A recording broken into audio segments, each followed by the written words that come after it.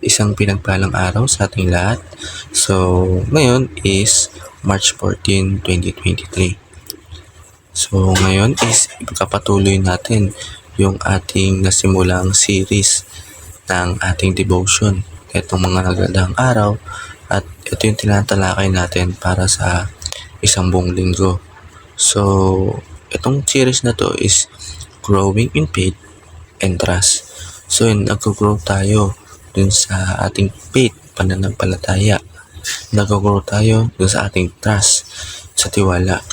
Yung faith and trust kay God. So, kailangan natin meron tayong pananampalataya sa ating Diyos na kailangan sinusunod natin siya. Sinasamba natin siya kasi siya yung dapat na Diyos na sambahin natin, hindi yung ibang bagay na kagustuhan lang natin. At yung kailangan may trust tayo sa Kanya, na may tiwala tayo sa Kanya na dadali niya tayo sa maganda. Pag-pray tayo, hilingin natin sa Kanya, sabihin natin, at pagkatiwalaan natin siya ng lubos. So, sa ating Bible verse na tatalakayin, ito ang Hebrew chapter 11, verse 17 to 19. Ano nga may sabi dito? By faith, Abraham, when God tested him, offered Isaac as a sacrifice. He who had embraced the promises was about to sacrifice his one and only son, even though God had said to him, "It is through Isaac that your offspring will be reckoned." Abraham reasoned that God could even raise the dead, and so, in a manner of speaking, he did receive Isaac back from death. So, sa Tagalog, sa pamamagitan ng pananampalataya ng subukin si Abraham sa kanyang inihandog na si Isaac, siya ay tumanggap ng mga pangako at handa maghandog ng kanyang buktong na anak. At tungkol sa kanya ay sinasabi, kay Isaac ay tatawagin ng iyong binhi.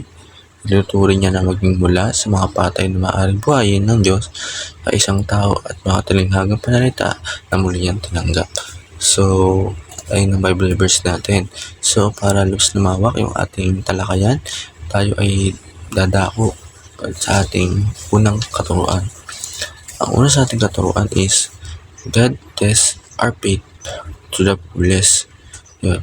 Sinusubok ng Diyos yung ating pananampalataya ng lubusan. Kung hanggang saan ba yung pananampalataya na binibigay natin sa Panginoon. Kung ano nga ba yung pananampalataya na meron tayo na ginagawa para sa Kanya, di ba?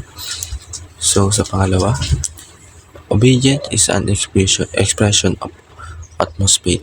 So, yung pagsunod daw ay isang pagpapayag ng lubos na pananampalataya. Kung nananampalataya ka, kailangan pala marunong ka ding sumunod. Excuse me. So, sa number 3, God uses us to tell a wonderful story. Yung ginagamit tayo ng Diyos para magkwento ng mga magagandang kwento, di ba? So, kailangan parang naging sugo tayo eh. Yung mga kwento ng mga nakasaad sa Bible. For example, itong ginagawa ko, di ba? Nagawa natin, meron tayong Bible verse, meron tayong series na about sa Panginoon. Tapos, kinikwento ko sa inyo kung ano nga ba yung explanation dito, di ba? Parang ayun yan, di ba? Ayun yung magandang kwento. Magandang kwento siya kasi siya yung salita ng Diyos. So, sa ating application, anticipate that test of faith will come. Asahan natin yung mga pagsubok sa pananampalataya ay darating. Kasi pag nananampalataya ka, kakatukoy mo yung Diyos eh. Parang di naman pag may pagsubok yun is di naman dahil hindi ka mahal ng Diyos. Maganda nga yun para mag-grow tayo, para matuto tayo na lumaban, di ba? Labanan yung mga pagsubok.